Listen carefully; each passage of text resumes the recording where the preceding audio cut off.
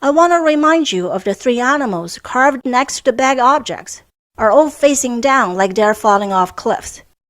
In fact, the right and middle ones have their heads touching the ground. These figures might be demonstrating various kinds of animals falling into hunting traps. In all likelihood, these hunters would have used the same concept to set up snake traps and baited traps for predatory animals. I suspect another pillar carving at Gobekli Tepe, the one with multiple birds, is indicative of bird traps with nets. On another note, the overwhelming number of the desert kites spanning in these regions point to the abundance of animals back then, which enabled mass hunting. These traps must have been very successful hunting methods, where the ancients wouldn't have built so many of them and continued to use the same technique for thousands of years.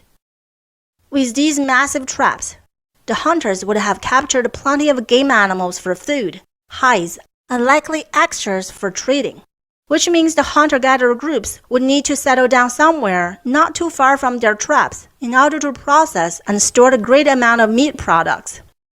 Meat would have been dried, cured, and stored for leaner winter seasons.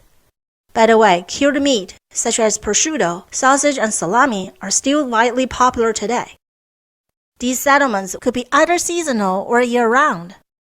Furthermore, if a group of people invested significant effort and time to build vast hunting traps, then they must have long-term plans with them and wouldn't abandon them lightly or quickly.